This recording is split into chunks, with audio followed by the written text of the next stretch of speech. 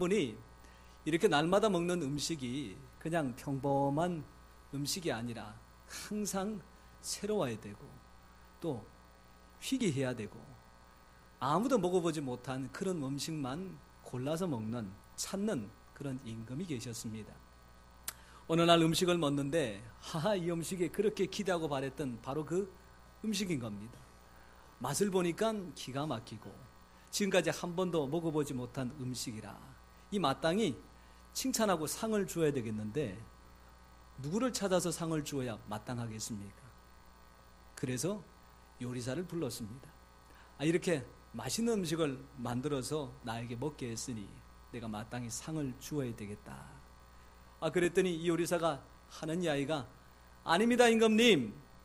칭찬과 상은 저한테 주실 게 아닙니다. 제가 기술이 좋아서 맛있는 음식을 만든 것이 아니라 좋은 재료를 누군가가 주었기 때문에 만들었습니다. 그래서 만약에 칭찬을 하시고 상을 주시려면 야채 가게 장수에게 하시는 것이 옳습니다. 이 말씀을 듣다 보니까 일리가 있어요. 그래서 야채 가게 장수를 불러서 내가 오늘 좋은 음식을 먹었으니 당신에게 상을 주고 칭찬을 하겠다 그랬습니다. 이번에 또 야채 가게 그 주인이 하는 얘기가 얼토당토한 말씀입니다. 저는 그저 좋은 야채를 가져와서 팔았을 뿐이지 이 농사꾼이 잘 가꾸지 않았다면 저는 아무것도 한 게 없습니다. 그래서 이번에는 그 농사꾼을 불렀습니다. 요리사도 아니다 그러고 야채 장수도 아니라 그러고 그 농사꾼이 결국 왕 앞에 불려와서 오늘 당신 덕분에 내가 맛있는 신기한 음식을 먹었으니 내가 당신에게 마땅히 사례하고 상을 주고 싶구만. 그랬을 때 이 농사꾼이 하는 이야기가 아닙니다, 임금님. 저는 그냥 땅에다가 심었을 뿐인데 때가 되니 비를 내려주시고 때가 되니 햇빛을 비춰주셔서 잘 자라게 하신 하늘에 계신 하나님께 마땅히 감사를 드려야 됩니다. 그렇게 고백했다고 합니다. 문제를 내겠습니다. 감사를 드려야 된다면 누구에게 드리는 것이 가장 마땅할까요? 1번 요리사, 2번 야채 장수, 3번 농사꾼, 4번 하나님. 우리의 삶에 허락하신 하나하나 세워보면 다 애쓰고 수고한 사람이 있겠지만 결국 거슬러 올라가다 보면 한 분 하나님 앞에 귀결되는 것 같습니다. 모든 것들에 대하여 감사하기를 원하시는 하나님, 그것이 무엇보다도 우선되는 하나님의 뜻이라 그렇게까지 말씀하여 주셨는데 오늘 이 맥주감사주의를 맞이하여 하나님 앞에 많이 감사하는 우리 성도님 되시기를 바랍니다.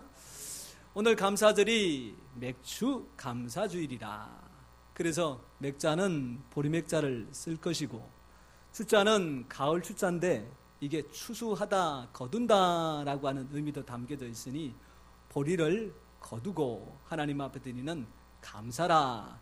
사실은 주일의 의미만 새기면 그런 내용입니다. 신명기 16장 9절에 7절 말씀 속에 하나님께서 이스라엘에게 지키라 명령하신 세 가지 절기 중에 하나가 맥추절입니다. 이스라엘 백성들이 광야에서 40년 동안 하나님께 주시는 만나와 메추라기로 먹고 마시는데 하나 걱정 없이 잘 살았습니다. 그리고는 이 요단강을 건너 가나안 땅에 들어가서 거기서부터는 만나도 거치고 메추라기도 거쳐 땅을 일구고 농사를 지어야 거기서 얻는 수확으로 먹고 마시는데 이 백성들이 하나님의 축복을 기대하고 땅에다가 보리를 심고 여러 가지를 심어서 처음 거두는 그것을 가지고 하나님 앞에 감사를 지키게 되니 그것이 이스라엘에게는 맥추절, 칠칠절이라는 말이고 그것이 강을 건너 산을 넘어 또한 바다를 건너서 우리나라에 와서는 오늘 이 7월 첫 번째 날 주일에 지키는 맥주 감사주일이라고 하는 얘기입니다. 우리가 보리농사 짓는 것도 아니고 밀농사 짓는 것도 아니고 들판에 가가지고 낫으로 추수를 해서 그것을 가지고 하나님 앞에 드릴 것도 없는데 무슨 맥주 감사주일이냐, 그럴 것이 아니라 지나간 하나하나를 세워보면서 하나님 내게 베풀어 주신 것에 대하여 감사하며 지키는 절기니 이것이 오늘날 우리가 같이 감당해도 하등의 문제될 것이 없다는 얘기지요. 오늘 맥주장사주일을 맞이해서 우리 하나님 앞에 많은 감사로 드릴 수 있는 시간 되기를 바랍니다. 먼저는 감사할 일을 찾아서 드리는 감사의 방법이 있습니다. 두 번째로는 감사를 만들어서 드리는 방법이 있고요. 세 번째로는 그것도 없고 안 되겠다 싶으면 하나님, 나는 아무것도 감사할 게 없는데요. 요즘 제가 살아가는 형편 처지가 말이 아닙니다. 혹시나 그런 생각이 들지라도 우리 다니엘이 고백하는 말 있잖아요. 그리 아니하실지라도 하나님, 제가 여기서 생명을 잃을지라도 저는 결코 전하지 않겠습니다. 그럼에도 감사가 있습니다. 형편처지는 여전히 힘들고 어려워서 하나도 행복하게 보이지는 않지만 그럼에도 불구하고 저는 하나님 앞에 감사합니다. 이런 귀한 믿음의 감사가 우리 모든 성도님들의 감사가 되기를 소원합니다. 오늘 말씀을 가지고 함께 나누기 전에 목사가 먼저 감사주일을 앞두고 하나하나 생각하다가 보니까 이 감사에 대한 일기를 한번 적어보게 되었습니다. 제 감사지만 우리 성도님께서 함께 공감해 주시면 고맙겠습니다. 첫 번째로 하나님께 감사를 드립니다. 이 많은 유혹과 또한 여전히 인간적인 냄새가 나는 인생을 살아감에도 불구하고 하나님께서 여전히 목사라는 직분을 주셔서 그래도 하나님 앞에 살려고 아둥바둥 노력하게 하시니 이거 생각해 보니 감사하더란 얘기지요. 또 한 가지, 목사로서 이걸 감당할 때에 실수도 작고 잘못도 범하는데 하나 잘못할 때마다 벌점을 매기고 둘 잘못할 때마다 그 점수를 누적해서 100점이 넘으면 목사 못하게 한다, 만약에 그랬다 그러면 아마 제가 얼마나 더 목사의 직분을 감당할 수 있을까 실제적으로 고민이 됩니다. 그런데 그런 여러 가지 잘못과 또한 부족함이 있음에도 불구하고 또다시 한번 땅을 파고 두루 그름을 주어서 열매를 기다리시는 그 농사꾼의 마음처럼 저에게 귀한 직분을 감당할 수 있는 기회를 주시니 이것이 하나님 앞에 드리는 마땅한 감사드라, 그런 말씀입니다. 두 번째로는 우리 원로 목사님께 감사를 드립니다. 노래 중에 참 성경에 근거한 노래가 다름 아니라 이 노래입니다. 우리 만남은 우연이 아니야. 이 노사연 집사님하고 이무송 집사님의 만남이 우연이 아닌 것처럼 오늘 목사인 저와 여러분 모든 성도님들이 만난 게 이게 우연이 아니라 필연은 아니지만 하나님의 섭리인 줄 믿습니다. 그런데 그 섭리 속에 여러분들은 모르지만 저에게 귀한 기회를 주신 분이 바로 목사님이시고 사실은 사모님이시더라는 얘기죠. 그분들을 통해서 기회가 주어지지 않았다면 하나님의 역사가 저를 통해서가 아니라 또 다른 누군가를 통해서 우리 목양교회를 건강에 세워가셨을 텐데 그거 생각하니까 감사하지 않을 수가 없는 겁니다. 또 한 가지 감사드릴 것은 교회와 성도들에게 아직도 적응하는 데 시간이 좀 더 필요하고 귀한 목회를 이어가는 것에 아직도 더 연습이 필요한데 새벽마다 깨어나셔서 여전히 성도와 교회를 위해서 계속해서 기도하고 계시니 그것이 얼마나 감사한 일인지요. 우리 목사님의 새벽마다 드리는 간절한 기도 하나하나 응답될 때에 우리 성도님 가정 가운데 질병이 떠나가고 물질의 문제가 해결되고 마음의 근심이 사라지고 말씀대로 형통한 삶이 될 줄 믿으시기를 바랍니다. 세 번째로는 성도님들께 감사를 드립니다. 참 교회가 다 그렇지라고 하는 말이 이게 옛말 아닙니까? 교회 직분 맡았다 그래서 당연히 헌신하고 봉사해야 된다. 사실은 이렇게 말하기가 어려운 시대가 되었습니다. 그런데 우리 교회 성도님들은 마음을 같이 해서 봉사와 헌신하는 손길에 정말로 열심하고 계시니 이것을 생각할 때에 얼마나 감사한지. 저의 이야기를 좀 하게 되면 이 겨울에 통증이 없는 대상포진이 와서 제가 참 인사를 많이 받았습니다. 목사님 아파서 어떡해요? 안 아프디냐니까요. 아이고 목사님 얼굴 보니까 마음이 안쓰러. 아니 얼굴은 이 모양 옆구리지만 아프지가 않다니까요. 그런데 저한테 와서 인사하시는 분들 중에 나중에 알고 봤더니 이 드러나는 모습이 아니고 몸에 있는 등에, 허리에, 허벅지에 그 겨울에 대상포진으로 벌써 몇 주 동안 고생하고 계셨던 권사님, 집사님들이 계시더란 얘기죠. 통증이 하나도 없어서 나는 안 아픈데 저분은 진짜 아플 텐데 목사가 대상포진 어떠세요? 알지도 못했는데 오히려 목사를 걱정해서 괜찮냐고 물어봐 주시니 이게 참 성도님들한테 감사할 일이다 싶은 겁니다. 멀리 보지 않아도 지난 한 주간만 보더라도 바자회를 마치고 나서 파김치가 되었을 텐데 누군가가 지난 바자회 때 식혜 너무 맛있어서 다른 사람을 이야기했더니 아니 나도 사달라 그래가지고 식혜 더 좀 해주세요 그랬더니 세상에 그 파김치 된 몸을 이끌고 월요일날 화요일날 나와서 또한 식혜를 담고 있지를 않나. 화요일날 또 전도 나갈 때 비 온다 그러니까 우리 오늘 전도하지 맙시다 그러는 것이 아니라 오늘 모였으니까 전도를 위해서 기도도 하고 준비도 하자 그런 분들이 또 계시고요. 토요일이 되면 청소며 또는 식사로 교회 오시는 분들이 한두 분이 아닙니다. 그저 청소 딱 마치면 내 할 일 다 했으니까 가셔도 누가 뭐라 그러지 않아요. 식사 준비 다 했으니까 내 할 일 다 했습니다. 그러고 가셔도 누가 탓하지 않습니다. 근데 와보니까 눈에 보이는 게 일입니다. 주보도 줘봐야 되고 옥상에 가서 고추도 따야 되고 잡초도 뽑아야 되고 이건 토마토도 또 따내야 되고 누가 시키지 않아도 올라가서 저거 내가 할 일이다 싶어서 손수 하시는 모습을 보니까 참 이게 고맙고 귀한 일들이란 얘기지요. 죄송합니다마는 다른 교회 가보시면 경험하게 되는 게 우리 교회 같은 신앙과 믿음의 전통을 여전히 간직하고 그것을 귀하게 여기는 교회가 오늘날 그렇게 많지는 않다는 얘기입니다. 왜 우리가 이렇게 고생하면서 헌신하고 남들이 인정해주지 않은데도 땀을 흘리나? 하나님께서 우리 목양교회에만 허락하신 하나님의 은혜인 줄 믿으시기를 바랍니다. 오늘 이렇게 맥주감사주의를 맞이해서 저도 하나님 앞에 감사하고 성도님에게 감사하고 성도님들 또한 서로가 감사로 고백하고 나누게 되면 감사 한 가지가 가지에 갇혀서 30개가 60개가 되고 100배가 되고 감사 한 가지가 또 잘 자라서 힘들고 어려운 일들조차도 감사하게 만들어주신 하나님의 은혜를 경험하실 줄 믿습니다. 오늘 우리가 읽었던 시편 136편 1절 말씀 우리 다시 한번 읽어보겠습니다. 성경을 보셔도 되고 앞에 있는 현수막을 보셔도 되고 앞에 있는 자막을 보셔도 되고 선택할 게 참 많습니다. 우리 같이 한번 읽어보겠습니다. 시작. 여호와께 감사하라. 그는 선하시며 그 인자하심이 영원함이로다. 아멘. 감사하라. 그 인자하심이 영원함이로다. 이 후렴구 같은 말씀이 이 시편 136편 1절에서 26절까지 한 번도 빠지지 않고 계속해서 고백되고 있습니다.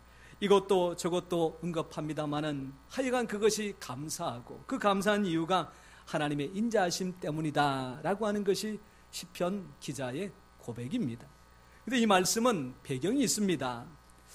이스라엘 역사적으로 가장 좋을 때에 행복했을 때에 나라가 부강하고 또한 물질적으로 풍성하고 온 백성이 다 행복하게 살아가는 그 시절의 감사가 아닙니다. 제일 힘들고 어려울 때입니다. 나라가 힘들다는 것은 나라가 망했을 때입니다. 그보다 더 힘든 때는 망한 나라에서 포로로 다른 곳으로 이주당했을 때가 더 서럽습니다. 나라 빼앗긴 것도 서러운데 나라 없는 민족이라 손가락질 밟고 이주민으로서 대접받지 못하니 그 형편과 처지가 얼마나 힘들겠습니까? 이스라엘의 많은 사람들이 바벨론이라고 하는 그 먼 곳에 70년 동안 포로로 잡혀가서 살았습니다.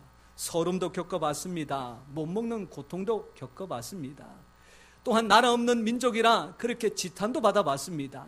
그런 70년의 세월을 마친 이후에 이제 예루살렘으로 하나님께서 돌아오게 하실 때 전부는 아니지만 한 사람, 두 사람, 10사람, 100사람, 10,000사람, 20,000명 이렇게 돌아와서 이 예루살렘에 와서 이제는 좀 잘 살아봐야 되겠다 싶었는데 이 돌아보니 살 곳이 안 됩니다. 집은 다 불타서 무너져 있고 예배드릴 성전은 허물어져 있고 백성들을 지켜야 될 성벽은 다 부서져 있고 또한 성문은 불타 있으니 그 광경 앞에 과연 감사할 일이 뭐가 있겠습니까? 그럴 때 이스라엘 백성들이 너도 나도 앞다투어서 생각합니다. 우리가 포로로 잡혀가서 그 땅에 비록 살았지만 그럼에도 불구하고 하나님은 우리에게 햇빛을 주시고 비를 주시고 공기를 주셔서 그 70년을 버틸 수 있게 해주셨으니 이거 생각해보니 감사한 일이 아니겠느냐 싶은 거지요. 사랑하는 성도 여러분, 하루에 햇빛 주신 것에 대하여 감사하는 믿음이 있으시기를 바랍니다. 비를 주신 하나님 앞에 감사하고 돈 내지 않아도 마음껏 마실 수 있는 공기를 주신 하나님 앞에 감사하는 우리 성도님 되시기를 바랍니다. 물 때문에 감사해 본 적 없으시지요? 제가 한번 말씀을 드려볼 테니까 한번 생각을 해 보십시오. 우리가 마트에 가서 구입할 수 있는 기본적인 생수는 500ml 하나에 500원 조금 값이 나가봐야 900원이면 사서 먹을 수가 있습니다. 그런데 고가의 생수가 있는데 750ml 한 병에 11만 4천 원입니다. 11만 4천 원. 이 노르웨이라고 하는 나라에서 생산되는 생수인데 환경오염이 전혀 없는 곳에서 그 빙하를 녹여가지고 얻는 물이라. 그래서 그만큼 가치가 있고 고가의 물이라는 얘기지요. 여러분 얼마 전에 대구라는 동네에서 수돗물 사태 난 거 기억하시지요? 여러 가지 이유가 있겠지만 그 소동으로 말미암아 사람들이 너도 나도 할 것 없이 맡으며 가게 가서 사온 게 물이었습니다. 나중에 보니까 정작 물을 사러 마트에 갔는데 살 수 있는 물이 없더라는 얘기지요. 이만큼 물이라는 것이 귀합니다. 하루에 건강을 유지하기 위해서 권장량의 물이라 그래서 그게 2리터입니다. 자, 11만 4천 원짜리 2리터 살려면 3병을 사야 됩니다. 3병을 살면 돈을 30만 원 들여야 됩니다. 여러분 하루에 30만 원씩 돈 들여서 물 사가면서 살아라 그러면 여기 살아가실 수 있는 분 계시겠습니까? 없잖아요. 아무도 없어요. 그런데 그렇게 안 하도 수도꼭지만 틀면 물이 나오고 마트에 가면 언제든지 물을 살 수 있는데 사람들은 그것을 물값이라고 얘기합니다. 그 물값 아닙니다. 물을 정제하고 먹을 수 있도록 시설하고 관리하는 그 비용이지 물값은 거기에 하나도 포함되지 않다는 얘기지요. 하나님 우리에게 날마다 물 주시면서 물값 달라 그렇게 말씀하신 적 없지 않습니까? 하나님이 우리에게 비를 주시면서 그 비를 내렸으니 그 값을 지불해라 그렇게 요구하신 적 없지 않습니까? 이것만 생각해도 우리가 비 내려주신 하나님 앞에 감사하고 햇빛 비춰주신 하나님 앞에 감사하고 마음껏 마실 수 있는 공기 주신 하나님 앞에 감사할 수 있다 그 말씀입니다. 사랑하는 성도 여러분, 이 환경과 자연을 우리에게 마음껏 사용할 수 있도록 허락해 주신 하나님, 그 하나님 앞에 먼저 감사하는 성도님 되시기를 바랍니다. 제가 군대에서 생활할 때에 이 햇빛이 얼마나 귀한지 뼈저리게 느낀 적이 있습니다. 강원도에 양구라고 하는 곳이 있습니다. 여러분 어딘지 대충은 아시지요? 군대 갔던 사람들 중에 가지 말아야 될 곳 중 3곳 중에 한 곳이 바로 양구라고 하는 곳입니다. 그 양구에서 전방부대 바로 밑에 근무하러 갔더니 이 선임병들이 하는 이야기가 여기는 추석 때부터 눈이 와서 다음해 4월달 될 때까지 눈이 쌓인다라고 하는 이야기입니다. 거짓말 하지 마세요. 무슨 추석에 눈이 와요? 눈이 한국 땅에 살면서 내가 그런 눈을 맞아본 적이 없는데 선임병한테 말은 못하고 속으로 그렇게 생각했는데 정말로 복무하기 시작한 첫 해 추석날 눈이 왔습니다. 그때 양력으로 날짜가 거의 한 9월 말쯤 되었는데요. 문제는 이 눈이 내리기 시작하면 녹지 않고 또 쌓이고 쌓이고 나서 또 쌓이고 치워도 쌓이고 안 치워도 쌓이고 이게 쌓이고 쌓이니까 치울 틈도 나지 않는다는 얘기죠. 그러니까 10월달 좀 넘어가면 밥 먹고 눈 치우고 눈 치우고 밥 먹고 또 눈 치우고 자고 이게 그냥 몇 달 동안 반복되는 겁니다. 까짓거 눈이 왔다 그러면 안 나가면 그만이고 사실 눈이 왔다 그러면 좀 덜 치우면 그만인데 문제는 그게 아니에요. 사람이 눈은 안 치워도 밥은 먹어야 되는데 밥을 손으로 먹을 수가 없잖아요. 군대에서 식판을 다 사용해서 먹어야 됩니다. 문제는 군인들 위해서 영양가 있는 고기 반찬도 나오고 고기 국물도 나오는데 이 식판이 그런 기름기가 한번 묻기 시작하면 이 따뜻한 물에도 잘 식히지 않는데 한겨울에 보일러도 얼어버리고 또한 온수도 다 얼어버리니 이 물을 구해서 씻을 수 있는 방법이 없다는 거죠. 결국은 군인들이 할 수 있는 거, 부대 밖으로 나가서 산골짜기에 있는 얼음물을 깨뜨려 가지고 그 물로 씻게 되는데, 야, 찬물에 손을 넣고 하나하나 씻길 때마다 얼마나 힘들고 어려운지, 이거 언제까지 해야 되나, 언제까지 해야 되나, 사실 그런 고통과 아픔이 굉장히 심했습니다. 그렇게 녹지 않을 것 같은 그 눈들이, 그렇게 풀어지지 않던 그 얼음들이 3월달, 4월달 지나 햇빛이 따뜻하게 비추기 시작하니까 언제 얼었냐는 듯이 눈 녹듯이 다 녹아버리고 사라지고 아름다운 자연 만물이 드러나고 나타나게 되는데, 그 광경을 보면서 햇볕 주신 하나님 참으로 감사드립니다. 이런 고백이 안 나올 수 없다는 얘기지요. 사랑하는 성도 여러분, 자연 만물에 주신 이 햇빛으로 말미암아 우리의 어두운 마음속의 그림자에 비춰주시는 하나님의 햇살을 경험하시기 바랍니다.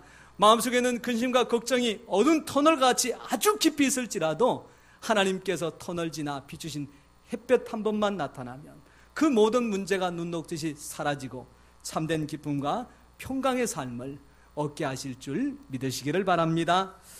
두 번째로는 우리 13절 말씀을 같이 한번 읽어보겠습니다. 13절 말씀에 우리가 한 가지 더 생각해 볼 수 있는 말씀이 있습니다. 같이 읽겠습니다. 시작. 홍해를 가르신 이에게 감사하라. 그 인자하심이 영원함이로다. 아멘. 이스라엘의 역사 가운데서 중요한 사건 중에 대표적인 것이 바로 홍해 사건입니다. 출애굽을 통해서 해방을 받은 이스라엘이 축복된 가나안 땅을 향하여 나아갈 때는 소망과 기대가 가득했습니다.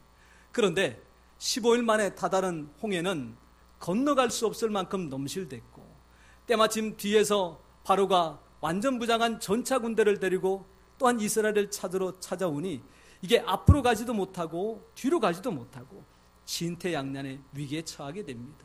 사람이 이런 절박한 위기에 처하면 하나님을 찾는 것이 마땅할 줄 알지만 대부분의 사람들은 원망과 불평을 먼저 쏟아냅니다. 하나님, 홍해에서 우리를 다 죽이려고 애굽에서 나오게 하셨습니까? 이 바로의 군대에 칼과 창에 다 죽게 만드시려고 우리를 이렇게 인도에 내신 겁니까? 그렇게 원망하고 불평하는 세대를 하나님께서 멸망시키지 않고 한 번 더 기회를 주실 때 어떻게 해요? 모세가 팔을 높이 들고 지팡이를 향하여 홍해를 치니 홍해가 갈라지고 그 탄탄 대로를 통하여 200만의 이스라엘이 마음껏 건너가는 기적과 역사를 경험하게 된 겁니다. 그 귀한 역사를 생각하면서 이스라엘은 그 위에도 힘들고 어려울 때마다 홍해까지 가르시사 우리에게 길을 여셨던 하나님, 우리의 문제를 바꾸시사 평탄한 길로 인도하시는 하나님, 걱정과 근심이 변하여 감사와 기쁨이 되게 하신 하나님, 그 하나님 앞에 감사하다라고 하는 고백이지요. 사랑하는 성도 여러분, 문제 앞에 도착해 있습니까? 지난날 우리의 문제를 바꾸시고 또한 가르시사 우리로 말미암아 평탄한 길을 걷게 하신 하나님을 생각하면서 감사하는 우리 성도님 되시기를 바랍니다. 우리가 자동차를 운전하고 가다 보면 이 긴급을 요하는 차량들이 있습니다. 이 대표적으로 119 구급대 차량과 소방차들이죠. 여러분들, 이런 차들이 뒤에서 경광등을 켜고 사이렌을 울리면 비켜줘야 되는 것이 마땅합니다. 그런데 아직까지 이것이 일반화가 되지 않아서 가끔씩 모세의 기적이라 그래서 화면에 나오는 장면들이 있습니다. 구급차가 경광등과 사이렌을 울리면서 질주하자 앞에 지나간 차들이 다들 가장자리로 비켜서면서 이 마음껏 달려가서 골든타임이라고 하는 6분 만에 병원에 도착하고 죽을 운명에 처한 환자들을 살려내는 장면들이지요. 이렇게 경광등을 울릴 때에 길을 비켜주지 않으면 때로는 벌금을 물기도 하고 심할 경우에는 징역을 살아야 된다라고 법으로까지 규정해 놓고 있습니다. 근데 제가 가만히 생각하고 또 묵상하다 보니까 우리가 힘들고 어려울 때에 하늘에서 어떤 일이 벌어질까? 우리 하나님께서 그저 묵묵히 가만히 있게 지켜보시다가 그래, 감당하고 있나 못하나 한번 보자. 잘하면 잘했다고 칭찬하고 못하면 예끼 넌 그것도 감당하지 못하느냐, 그렇게 책망하고 그러고 계실까? 아무리 생각해도 그거는 아닐 것 같습니다. 우리가 힘들고 어려우면 하늘에서 사이렌이 울립니다. 천사들을 동원하는 사이렌입니다. 경광등을 울립니다. 천사들을 모으는 경광등입니다. 우리 목양교회 김집사가 많이 힘들다고 하더라. 너 담당하는 천사 뭐하고 있냐? 빨리 내려가서 그 어려움을 해결해 주지 않고, 천사들 너희들 뭐하고 있냐? 빨리 가서 둘러진치고 막아서 어려움 당하지 않도록 만들어야 되지. 우리는 그저 때가 되니까 해결된 것 같고 시간이 지나니까 극복된 것 같지만, 힘들고 어려운 고비와 상황들마다 우리 하나님께서 천사들을 동원하셔서 우리에게 길을 열어주심을 믿으시기를 바랍니다. 그 지난 과거를 하나하나 생각해 보면서 감사로 고백하고, 또한 그 감사로 하나님 앞에 영광 돌리는 맥주 감사주일, 귀하고 복된 오늘이 꼭 되시기를 바랍니다. 결론적으로 말씀 한 가지 더 드립니다. 국민학교 시절 부모님을 참 많이 원망했습니다. 그 원망의 대상이 다름 아니라 어머니셨습니다. 어머니를 원망하는 이유는 도시락 때문입니다. 그때만 하더라도 흰쌀밥에 계란 후라이, 소세지 볶음을 사오는 친구들이 제법 있었습니다. 저도 밥은 흰쌀밥을 사갔습니다. 그런데 반찬은 어제도 김치, 그저께도 김치, 오늘도 김치. 조금 변화를 준다면 오늘은 배추김치, 어제는 알타리, 그리고 어머니가 좀 시간 여유가 있을 때는 그 김치를 볶아서 볶음김치를 넣어주시는 것이 사실은 전부였지요. 문제는 이거를 도시락 가방을 따로 마련하지 못하니까 책가방에다가 그냥 넣어뒀을 때 학교 오는 동안 얌전하지 못하고 가방을 들기도 하고 돌리기도 하고 차기도 하고 던지기도 하고 뭐 뻔할 뻔치 아니겠어요. 이 국물이 새가지고 가방을 적시고 책과 노트를 적시게 되니 이 책마다 빨간 꽃, 노란 꽃, 분홍 꽃 펴가지고 가관이 아닙니다. 그거 생각하면서 우리 엄마는 개몰 거야. 어떻게 친엄마면 이렇게 할 수가 있어. 우리 아버지는 의붓 아버지일 거야. 엄마가 자식을 이렇게 돌보는데도 아랑곳하지 않고 그냥 내버려 두는 것 보니까 저만 그랬겠습니까? 그런 경험들 있지 않으시겠어요? 죄송한 말씀이지만 그렇게 하소연할 수 있는 어머니가 몸져 누워 계실 때는 그런 생각 1도 안 했는데, 지난 5월 달에 하나님께서 불러가시고 난 다음에 이런 하소연도, 이런 원망도, 때로는 이렇게 말 한마디 건넬 수 있는 어머니가 더 이상 세상에 계시지 않을 때에 사람만 계셔도, 요양원에 계시든지 병원에 계시든지 투병하는 중에 계시든지 사람만 계셔도 얼마나 좋을까라고 하는 것이 실감납니다. 사랑하는 성도 여러분, 없는 거 생각하면 원망 불평밖에 안 나옵니다. 있는 거 생각하면 감사할 수 있습니다. 좋은 집은 아닐지라도 온 가족이 함께 쉴 수 있는 방이 있다면 감사할 수 있습니다. 비싸고 좋은 구두는 못 신었을지라도 어디든지 내가 마음껏 걸어갈 수 있다면 그것만으로도 감사하지 않겠습니까? 좋은 진수성찬을 차려놓고도 식욕이 없어서 먹지 못하고 목구멍에 넘기지 못해서 힘들어하는 사람들이 얼마나 많은데, 식욕 주셔서 무엇을 주든지 마음껏 먹을 수 있게 하신 것, 하나님의 크고도 놀라운 은혜인 줄 믿습니다.